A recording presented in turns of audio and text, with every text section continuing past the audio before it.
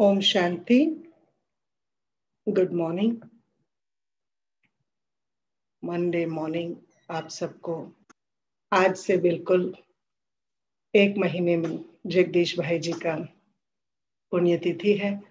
पिछले साल हमने उनका एक पुस्तक पढ़ा था। उनके कुल मिला के 4 पुस्तक है। तो अभी हम आज से शुरू करेंगे पुस्तक। Today we will just start, but from today onwards वो पूरी जगदीश भाई की बहुत सारी बहुत अच्छी उनकी चर्निंग की विधि। कई लोगों ने कहा कि पिछले बार की जो अध्ययन किया था उनके पुस्तक का बहुत लाभ मिला। कल तो सभी को हैप्पी न्यू ईयर बोलने का समय। साल बीतता जाता है, दिन गुजरते जाते हैं और बस सेलिब्रेशन का माहौल बना रहता है, क्योंकि भारत के इतिहास त्योहारों से बना है और बाबा का ज्ञान अभी हमें एक जीवन त्योहार की तरह मनाना है। दादी शरीर छोड़े अव्यक्त हुए, परंतु अभी भी जो भी टॉपिक बनता है कहीं भी दादी जी के नाम पे, वो है सेलिब्रेटिंग दादीज लाइफ। मरणोपरांत भी किसी के जीवन को सेलिब्रेट कर रहे हैं तो अर्थात वो जीते जी कितना कंट्रीब्यूट किया होगा हर एक के जीवन में, कि सभी को लगे दादी हमारे लिए आज भी वही है, वैसे ही है। उनके कहे हुए मूल्यों पर हम चल रहे हैं, उनके दिखाए हुए मार्गदर्शन पर हम पल रहे हैं। तो इसी तरीके से एक और शख्सियत है भ्राता जगदीश चंद्र जी, जो ब्रह्मा कुमारीज के लिटरेचर में काफी योगदान रहा और कई बातों में अभ्यास के आधार से वो कईयों से आगे निकल चुके। ऐसी प्रेरणा स्रोत के बारे में आज हम सुनेंगे। वे सदा जीवन और उच्च विचार के आदर्श थे। ब्रह्मा कुमार चक्रधारी बहन जी, अभी जो आपने सुना, ब्रह्मा कुमारी चक्रधारी बहन जो दादी जी के बारे में बोले, आपने देखा होगा। उन्हीं का ये अनुभव सुनेंगे कि उन्होंने कहा शक्ति नगर और रूस के सेवा केंद्रों की निमित्त संचालिका है वो, रशिया के। भ्राता जगदीश चंद्र जी के बारे में कमला नगर और शक्ति नगर सेवा केंद्रों में साथ लगभग 40 सालों तक रहकर ईश्वरीय सेवा करने का सुअवसर प्राप्त की हुई सौभाग्यशाली आत्मा है। वे भ्राता जी के बारे में अपने संस्मरण इस प्रकार सुनाती है।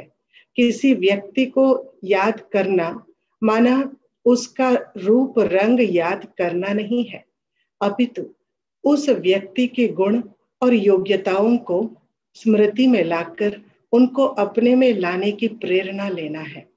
जगदीश भाई प्यारे बाबा की प्रेरणाओं से भरपूर विशेष और महान आत्मा रहे। बाबा की उन प्रेरणाओं को खुद जीवन में उतारकर दूसरों को भी उनसे प्रेरित कर सबको आगे बढ़ाने का प्रयत्न सदा करते रहे। उनके साथ के सारे अनुभव तो मैं नहीं सुना पाऊंगी, परंतु कुछ ही अनुभवों को आपके सामने रखूंगी। जब से मेरा समर्पित जीवन शुरू हुआ तब से मैं भाई साहब के पास रही, यानी लगभग 40 वर्ष भाई साहब के साथ रहने का सौभाग्य प्राप्त हुआ। पहले गुलजार दादी जी, भाई साहब, मैं और एक भंडारे की बहन होती थी। उसके पश्चात जब दिल्ली पांडव भवन बना तो गुलजार दादी जी वहां चली गई, मुझे कमला नगर में छोड़ दिया। लेकिन जगदीश भाई होने के कारण मैं सदा निश्चिंत रही, क्योंकि पग पग पर वे हमारा मार्गदर्शन करते थे। हालांकि सब कार्य स्वयं करते थे, लेकिन नाम हमेशा बहनों का करते थे। कहते थे ये सब कुछ बहनें ही करती है। हर बात में सिखाते स्वयं, फिर पीछे हो जाते थे और हमें आगे कर देते थे। जब मैं सेवा केंद्र में आई, वहां उस समय एक चारपाई थी, 2 कुर्सियां थी और एक मेज ही था। गुलजार दादी जी उस चारपाई पर सोती थी। इतना ही फर्नीचर था सेंटर पर। हमें सोने के लिए चटाई थी, हम उसी को इस्तेमाल करते थे। बाद में किसी ने एक छोटा सा खटोला दिया तो जिसमें छोटे बच्चे को सुलाया जाता है, उसको गुलजार दादी जी की खटिया के नीचे डालते थे। रात को वहां से निकालकर उस पर मैं सोती थी। भाई साहब के पास भी एक टेढ़ी बाकी सी खटिया थी। फिर भी उस समय बड़े आनंद का जीवन था। मुझे एक बार संकल्प आया कि यहाँ कोई ठीक कुर्सी नहीं है, मेज भी नहीं है, सोफा भी नहीं है। एक ही अलमारी थी, उसमें 4 ताक मतलब 4 खाने थे। एक में भाई साहब के कपड़े होते थे, दूसरे में मेरे होते थे, तीसरे में भंडारे वाली के होते थे और चौथे में जनरल कपड़े होते थे। बस ये 4 खाने थे। इसी एक अलमारी को 30 साल तक हमने इस्तेमाल किया। उस घर के मालिक ने एक गोदरेज की अलमारी दी थी। वह दादी जी के पास रहती थी। उसमें वे अपने कपड़े और यज्ञ का सामान रखती थी। सेंटर में बहुत कम ही सामान था, कोई पर्दा भी नहीं होता था। देखिए कितने सारे युक्त जीवन, और पूरा समय कहाँ जाता ज्ञान योग की धारणा में। और आजकल किसी के पास बड़ी बड़ी अलमारियां भी रहती होगी, पूरा कमरा ही उनका होता होगा, फिर भी कंप्लेंट्स की कमी नहीं रहती। ये ऐसा वो ऐसा, अर्थात आत्मा असंतुष्ट रहते हैं। और इतने कम चीजों में भी जो आत्मा संतुष्ट और खुश रहना सीख जाती है, वो बहुत सारी चीजें आने के बावजूद भी चीजों के आधार से, वस्तुओं के आधार से उनकी खुशी निर्भर नहीं रहती। वो सदा खुश रहने की अपनी संस्कार बना लेते। यहाँ तो वो ही यहाँ तो वही सिंधी की 2 कुर्सियां, सिंध की सॉरी, वही सिंध की 2 कुर्सियां और एक मेज थी, और कुछ था ही नहीं। मतलब सिंध से लेके आए बंटवारे के समय। तो मुझे लगा कि यहाँ एक सोफा होना चाहिए, वो भी यज्ञ के पास से ही नहीं। एक भाई आया था, उसने कहा था कि दीदी यज्ञ के लिए कोई चीज चाहिए तो बता दीजिए। उससे मैंने एक सोफा लिया। कमरे में सोफा बिछाकर मैं मधुबन या कहीं दिल्ली के से बाहर चली गई। जब वापस आई तो सब जगह ढूंढा, लेकिन वहां कहीं सोफा था ही नहीं। मैंने पूछा, भाई साहब एक सोफा रखा था, वो कहाँ है? उन्होंने पूछा, क्या करना है आपको? मैंने कहा, अगर करना नहीं था तो उसको मैं लाई किस लिए थी? मैंने फिर पूछा, सोफा कहाँ है? भाई साहब ने कहा, यह आश्रम है, आश्रम में सोफे नहीं रखे जाते हैं। मैंने कहा, भाई साहब आश्रम में 2 कुर्सियां हैं, अगर 2 से ज्यादा लोग आ जाए तो कहाँ बैठेंगे?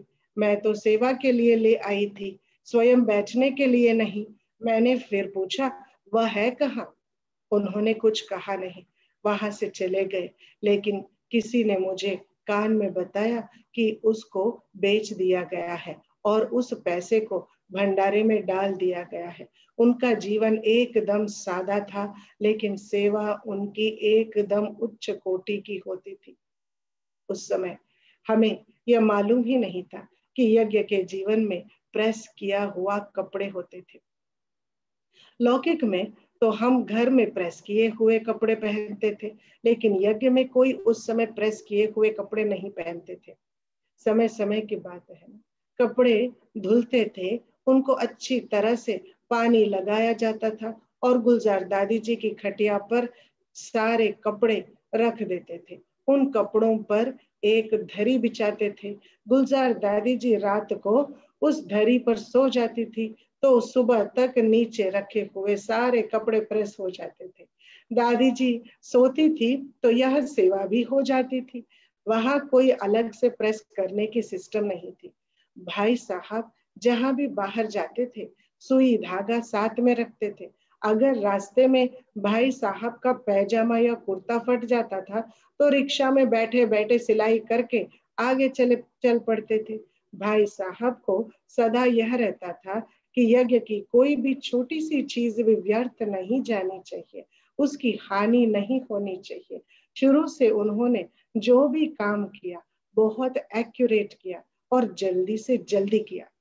बहुत सुंदर कॉम्बिनेशन है ये 2 धारणाओं का, एक्यूरेट करना और जल्दी से जल्दी करना। ऐसा नहीं कि निर्णय लेने में पोस्टपोन किया जाता है। कल की मुरली की स्लोगन सभी को बहुत अच्छा याद रहा होगा, क्योंकि जब मुरली पढ़ा, रिविजन अपने आप किया, पर शाम की मुरली जब बच्चों के लिए पढ़ी तो यूके के सभी बच्चों ने स्लोगन को ही पकड़ा है, अर्थात एक्यूरेट, जो परख सकते हैं वो जल्दी निर्णय भी ले सकते हैं। तो उस समय हमें यह मालूम नहीं था कि यज्ञ के जीवन में प्रेस किया, तो बैठे बैठे वो सिलाई करते थे और आगे चल पड़ते थे। भाई साहब को सदा यह रहता था कि यज्ञ की कोई भी छोटी सी चीज व्यर्थ नहीं जानी चाहिए, उसकी हानि नहीं होनी चाहिए। शुरू से उन्होंने जो भी काम किया बहुत एक्यूरेट किया और जल्दी से जल्दी किया। भाई साहब की दिनचर्या सुबह 2-2:30 बजे से शुरू हो जाती थी। प्रिंटिंग प्रेस में सुबह 8 बजे के अंदर मोटर देना होता था। थोड़ी सी देर हो जाती थी तो दूसरों का मोटर छपना शुरू हो जाता था। दूसरों का मैटर छपना शुरू हो जाता था। कैसे भी परिस्थिति आई, तबीयत कैसे भी रही, लेकिन उन्होंने अपनी दिनचर्या नहीं बदली। न सिर्फ स्वयं समय का पालन करते थे, लेकिन हमें भी सिखाते थे।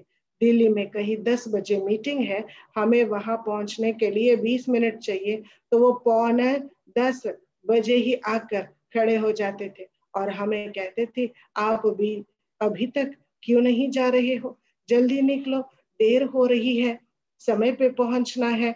वहां पहुंचने के लिए तो 20 मिनट चाहिए, पहले ही 5 मिनट देर हो चुकी है, आप जल्दी निकलो। मैं कहती थी, भाई साहब 10 बजे कहते हैं, शुरू तो 10:30 बजे होता है। ये बहुतों के पास ऐसे थॉट्स होते हैं, कहते हैं, परंतु वो बहुत देरी से शुरू करते हैं, हम भी देरी से चलेंगे। मैं कहती थी, भाई साहब 10 बजे कहते शुरू, 10:30 बजे होती। कहते थे, वो चाहे 10:30 बजे शुरू करे, लेकिन आप अपने संस्कार को खराब मत करो, एक्यूरेट समय पर रहना चाहिए, आप क्यों इसको चेंज करते हो। जो एक्यूरेट समय पर रहते हैं वो ये भी बोलते हैं, देखो हम सबसे पहले आ गए, हम तो बिल्कुल एक्यूरेट टाइम पे है, आप भी बिल्कुल। तो जो टाइम पे आते हैं उनका उसका भी प्राइड, उसका भी ईगो रहता है कि हम टाइम पे रहते हैं, जो और फिर लेट आने का भी वजह ईगो ही है। तो ये दोनों कारण से जो मुक्त हो जाते हैं वो समय से पहले हमेशा रहते हैं। जब तक हम नीचे नहीं उतरते, धीरे धीरे एक दूसरे को देख कर हम सब टाइम पर पहुंचना शुरू करेंगे तो हर कार्य टाइम पर हो जाएगा।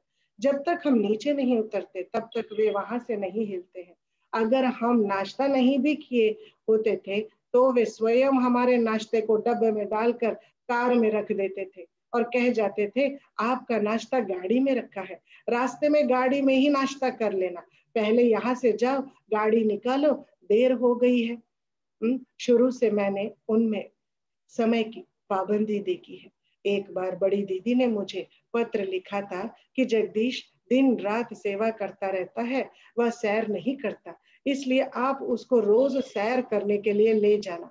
मैंने उनसे कहा, भाई साहब यह दीदी का पत्र है और मुझे उन्होंने यह ड्यूटी दी हुई है, उनकी आज्ञा का पालन करना मेरा कर्तव्य है। आप चलिए सैर पर।